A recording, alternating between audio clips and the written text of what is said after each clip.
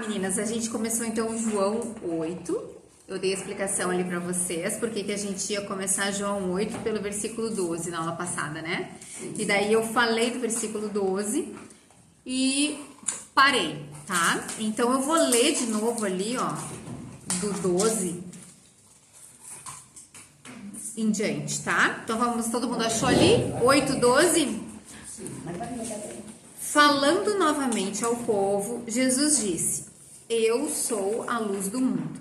Quem me segue nunca andará em trevas, mas terá a luz da vida. Os fariseus lhe disseram: Você está testemunhando a respeito de si próprio. O seu testemunho não é válido. Respondeu Jesus: Ainda que eu mesmo testemunhe em meu favor, o meu testemunho é válido. Pois sei de onde vim e para onde vou, mas vocês não sabem de onde vim, nem para onde vou. Vocês julgam por padrões humanos. Eu não julgo ninguém. Mesmo que eu julgue, as minhas decisões são verdadeiras, porque não estou sozinho. Eu estou com o Pai que me enviou. Na lei de vocês está escrito que o testemunho de 2 homens é válido. Eu testemunho acerca de mim mesmo. A minha outra testemunha é o Pai que me enviou. Então lhe perguntaram: Onde está o seu Pai? Respondeu Jesus: Vocês não conhecem nem a mim, nem a meu Pai. Se me conhecessem, também conheceriam a meu Pai. Ele proferiu essas palavras enquanto ensinava no templo, perto do lugar onde se colocavam as ofertas. Bom, esse último versículo que eu acabei de ler aqui, ele é muito importante para a gente entender o contexto disso que eu acabei de ler. Olha só, onde é que João se preocupou em deixar claro onde Jesus estava na hora que ele falou isso, tá? E onde é que ele estava? Perto do lugar das ofertas. Muito bem, Leda. Perto do lugar onde se colocavam as ofertas, tá? E esse lugar onde se colocavam as ofertas, a gente sabe, era o pátio das mulheres. O templo, ele tinha vários pátios. E quanto mais próximo do templo em si, né, que é o Santo dos Santos e o lugar santo, tá? Quanto mais perto, mais restrito era. Então tinha o primeiro pátio do templo, que era o pátio dos gentios. Gentios quer dizer todas as outras nações que não são a nação de Israel, tá? Então qualquer pessoa de qualquer nacionalidade poderia entrar no templo no pátio dos gentios, tá? Depois vinha o pátio das mulheres. Só era permitido então para as mulheres, para os homens também poderiam entrar ali, tá? Mas só aqueles que professavam o judaísmo. Então poderia até ser pessoas de outras nações, desde que elas fossem os que eles chamavam de prosélitos, né? Que eram aquelas pessoas, por exemplo, eu podia ser brasileira, naquela época não tinha Brasil, né? Mas eu podia ser de outra nação, tá? E eu poderia me converter ao judaísmo, ok? Então, esse pátio das mulheres, essas pessoas poderiam entrar. Depois vinha, se não me engano, o pátio dos sacerdotes. Daí só os sacerdotes poderiam entrar nesse pátio. Mas por que é importante saber o pátio das mulheres? Porque no pátio das mulheres era onde todo mundo podia entrar. Depois já começava a restringir cada vez mais.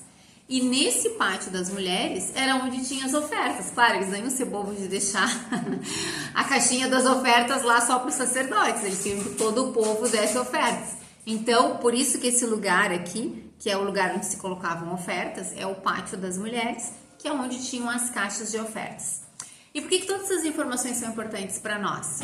Quando João escreveu o evangelho dele, as pessoas liam isso e entendiam. Porque lembram, tudo isso a gente ainda tá dentro da festa das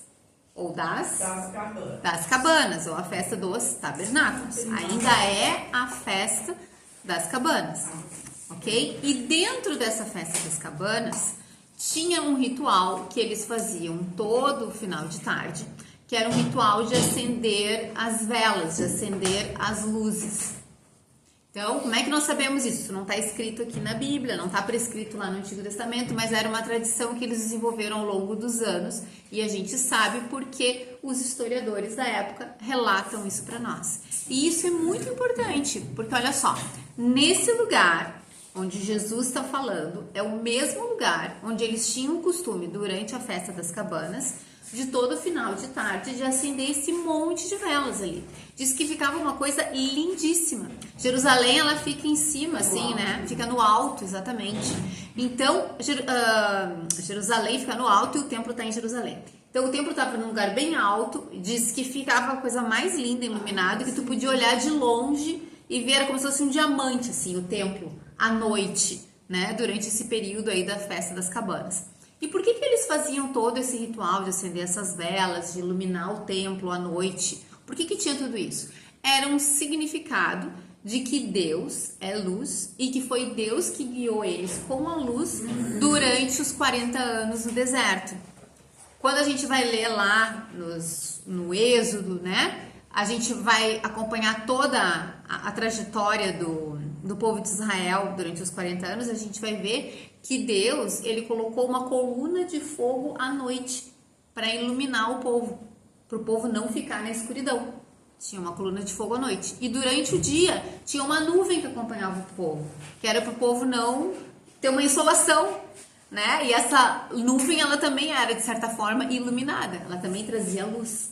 Então, acender essas velas ali de noite, como era uma forma deles relembrarem os 40 anos de peregrinação no deserto, eles relembravam da luz que Deus proveu para eles através dessas velas, certo? Que eram acesas ali durante a noite. E é nesse lugar que eles acendiam as velas. E é nesse lugar que Jesus fala, versículo 12: eu sou a luz do mundo. Então, quando a gente entende esse contexto todo, não sei, pode ter sido na hora que as velas estavam sendo acesas, certo?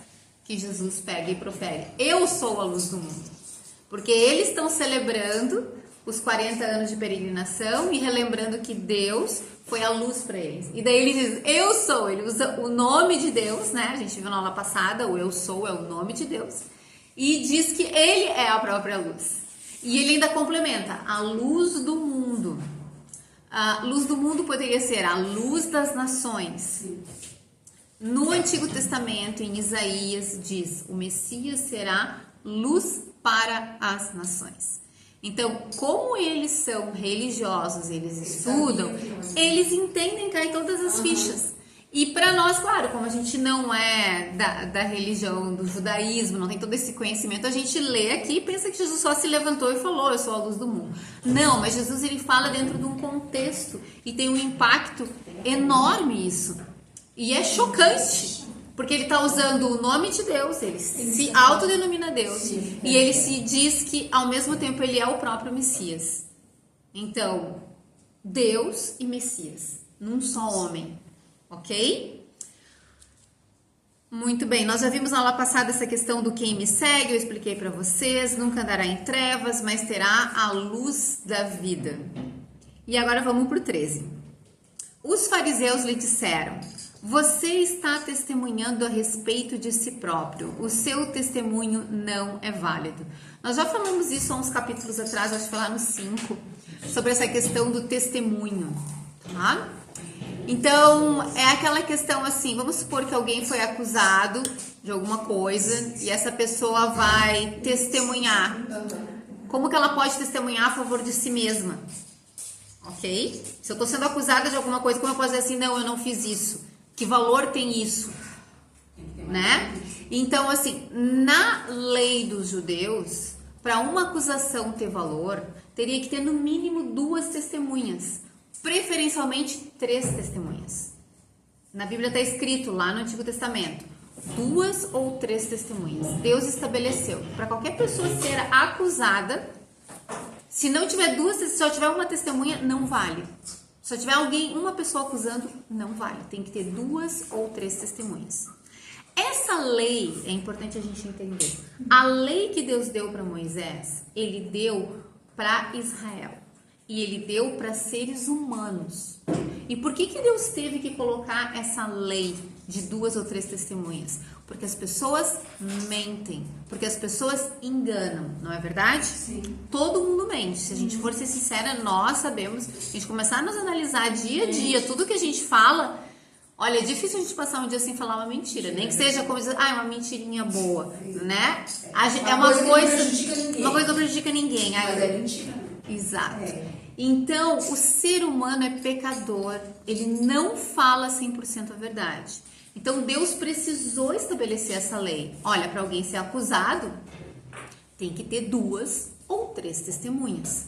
Só que essa lei, ela foi dada para seres humanos.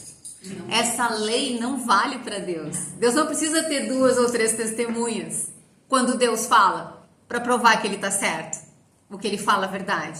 Entendem? Porque Deus é a verdade. Foi ele que criou a lei. Ele criou a lei para os seres humanos que são pecadores. Essa lei não vale para Jesus. Ele é Deus. Ele só fala a verdade. Por isso que ele diz assim, por isso que no 14 ele diz assim, respondeu Jesus, ainda que eu mesmo testemunhe em meu favor, o meu testemunho é válido. O testemunho de Jesus é válido. Por quê? Porque Jesus só fala a verdade. Ele é a verdade. Ele não está dentro daquelas leis deles. Ele não está limitado pelas leis deles.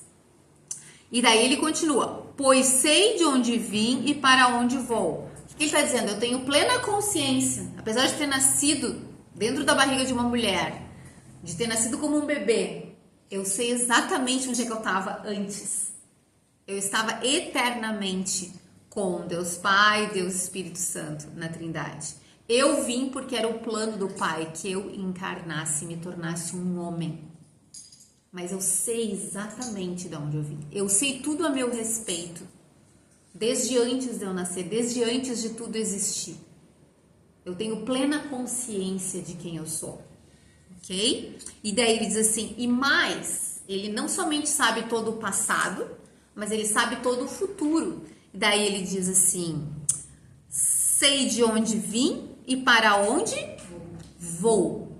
Ele sabe todo o tempo, ele sabe que falta pouco tempo. Em 6 meses ele vai ser crucificado.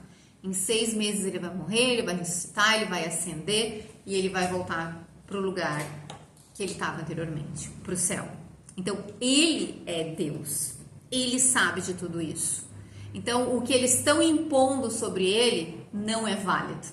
Mas lá no capítulo 5, quando a gente estava lendo lá, Jesus, ele foi mais, digamos assim, condescendente com eles, porque ele disse assim, tá bom, eu vou dar para vocês 3 testemunhos. E daí ele diz, quem são as 3 testemunhas? A primeira é João Batista, que testemunhou a meu respeito. Certo? A segunda testemunha a meu respeito são as minhas obras, são os meus milagres, são as minhas pregações, são as minhas palavras, tudo o que eu falo. E a terceira testemunha a meu respeito é a palavra de Deus. Foi o que a gente estudou lá no capítulo 5. Então, Jesus já tinha dado para eles 3 testemunhas. Só que eles voltam nessa história de novo. Então, Jesus agora aqui toma uma outra abordagem. Versículo 15. Vocês julgam por padrões? Quero ouvir. Por padrões? Humanos. Vocês julgam por padrões humanos. Vocês são limitados. Vocês não conhecem tudo. Um ser humano não consegue enxergar toda a verdade. Mesmo um juiz, o mais bem intencionado do juiz, mesmo escutando várias testemunhas, ele não vai conseguir enxergar toda a verdade. Só Deus conhece todos os detalhes. Só Deus tem essa onisciência, como a gente diz. E Jesus está dizendo para eles, vocês julgam por padrões humanos, eu não julgo ninguém. O que Jesus quer dizer com esse eu não julgo ninguém? Ele não está dizendo que ele não julga ninguém. Apesar de estar escrito aqui, a gente tem que entender o contexto. Ou seja, no contexto de padrões humanos, eu não julgo ninguém. Entenderam?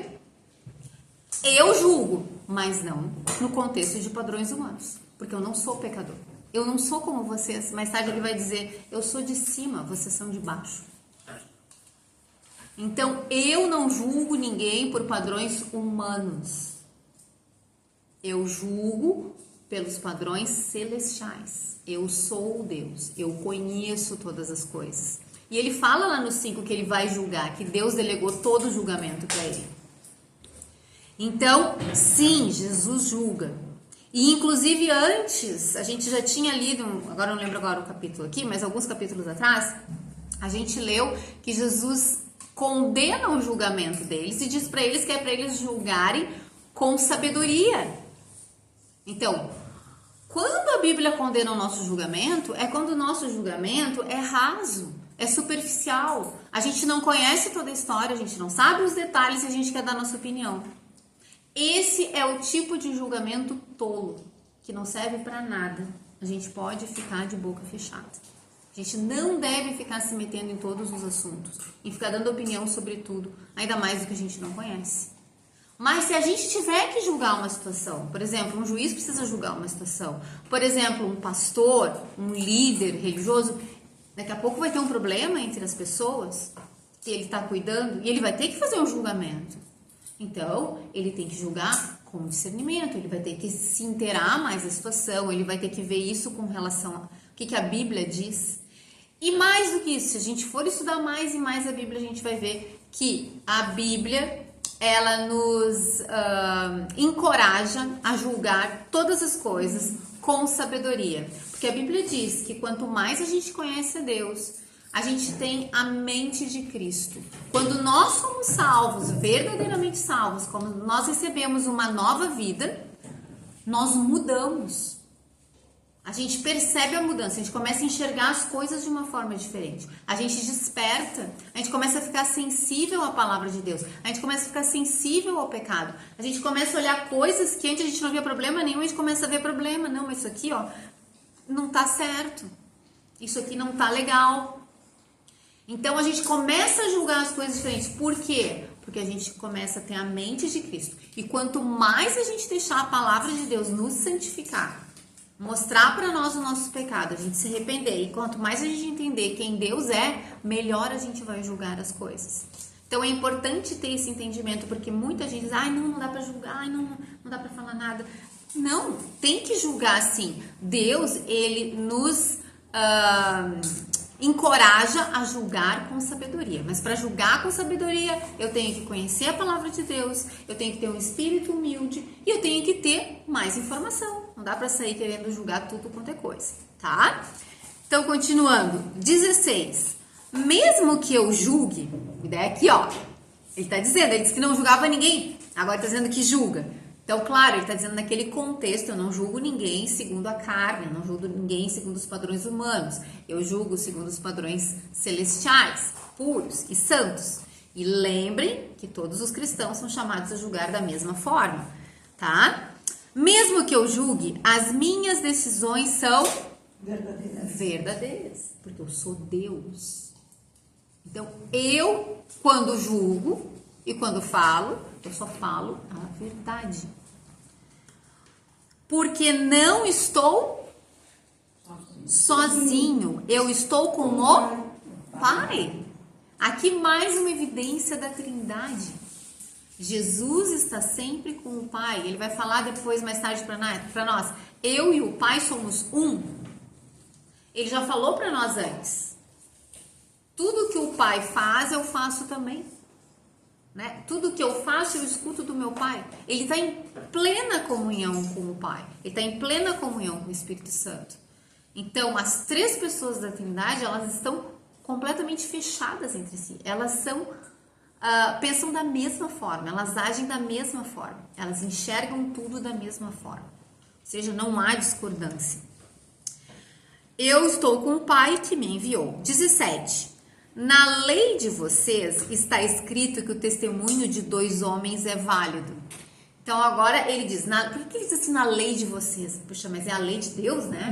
Na lei dos homens, na lei de vocês. Não é por causa disso. É porque Jesus está querendo dizer assim, ó, na lei que foi dada para os seres humanos, ou melhor ainda, na lei que foi dada para Israel, porque a lei foi dada especificamente para Israel, tá? Então, para a lei que foi dada para vocês, que é a lei de vocês, porque ela foi dada para vocês, então se ela foi dada para vocês, ela é a lei de vocês. Não é a lei de vocês no sentido que foram vocês que criaram, mas é a lei que foi dada a vocês. Então, na lei de vocês está escrito que o testemunho de 2 homens é válido, o que eu tinha começado a falar antes. Para poder acusar uma pessoa tem que ter no mínimo 2 testemunhas, segundo a lei de Deus. Aqui no Brasil eu acho que não. Aqui no Brasil eu acho que com uma, às vezes até com Não, são nenhuma. duas testemunhas em todo documento oficial. Por exemplo, vai assinar um contrato de locação, duas testemunhas. Sim. Vai assinar uma procuração, duas testemunhas. Mas a gente vê algumas coisas políticas que às vezes uma testemunha já... Não? Tá errado. Ah, tá, mas é inconstitucional até quanto o direito civil, então, tá. O Código Civil. Então são duas civil. testemunhas, né, que ele está se referindo a que Deus passou para eles. Criminal, são duas testemunhas. Eu nunca podia fazer um depoimento sem ter duas testemunhas. Interessante para você ver como até a lei jurídica que a gente tem hoje no Brasil é baseada na Bíblia Israel. Toda essa legislação que Deus deu para o povo serviu principalmente para o Ocidente a dar limites e orientação para várias coisas. Então, hoje em dia, eu lembro quando eu estava na faculdade de Direito, eu já recém estava convertida, eu ficava maravilhada, que tudo que eu estava aprendendo e tudo que eu vivenciei a minha vida inteira já estava na Bíblia ali, porque Deus deu para que tivesse uma direção e limites, porque até então as civilizações faziam conforme a cabeça de cada um. Então tá, então no 18 diz assim: eu testemunho acerca de mim mesmo. Então ele diz, ó, são duas testemunhas que tá na lei de vocês, na lei que Deus deu para vocês. Então a primeira testemunha sou eu, ele tá dizendo sou eu. Ele já tinha dito que a testemunha dele não era válida. Ele não tá nem aí para eles. Ele é Deus. Então ele diz para eles assim, ó, na lei eu testemunho acerca de mim mesmo, sou a primeira testemunha. A minha outra testemunha é o Pai que me enviou. Então tá aqui, vocês querem duas testemunhas? Tá aqui, sou eu e o meu pai. Chegou três, eu, o pai e o filho. Ele já tinha dado 3 antes, ele já tinha dado João Batista, já tinha, né, as obras dele, os milagres. Então, eles querem complicar. Gente, quando a pessoa não quer acreditar em alguma coisa, ela vai para um lado, ela vai para o outro, entendeu? Ela esperneia. São eles, são os líderes religiosos. Eles não querem de jeito nenhum, eles não querem crer. Por isso que Jesus mais tarde vai dizer para eles, a gente já viu esse versículo, é que vocês vão morrer em seus pecados, porque vocês não querem crer. E a culpa é de vocês que não querem crer. Eu estou dando todas as evidências para vocês. Vocês não querem crer. 19. Então lhe perguntaram, onde está o seu pai? E aqui, gurias, provavelmente eles perguntaram isso com um deboche. Assim. Quem é o teu pai? Vamos falar terrenamente, quem foi o pai de Jesus? José. Né? O pai adotivo de Jesus, José, certo? O marido de Maria. Onde é que estava José nessa época? Alguém sabe? Morto. Ele provavelmente estava morto, porque a gente nunca mais ouviu falar de José. E ele era um carpinteiro, uma profissão simples. Ele não era sacerdote, ele não era escriba, ele não era sacerdote. Coletor de impostos. Ele não era sumo sacerdote, ele não era fariseu, não era mestre da lei. O pai dele era um carpinteiro, trabalho simples. E mais, o pai dele era de qual cidade? Não, o pai dele era de Nazaré, certo? Então era da região da Galileia, que eles desprezavam. Quem é teu pai? Não queriam nem que tivesse profeta que viesse a Galileia. O José morava no Nazaré, mas ele era de Belém, tanto é que ele foi se cadastrar em Belém. Não, é que a família dele, como ele era da linhagem de Davi, toda a família era de Belém. Então todo mundo que era descendente de Davi tinha que ir pra lá. Mas não quer dizer que ele nasceu em Belém, entendeu? Tá, então, onde é que eu tava aqui? Então eles dizem, onde está o seu pai?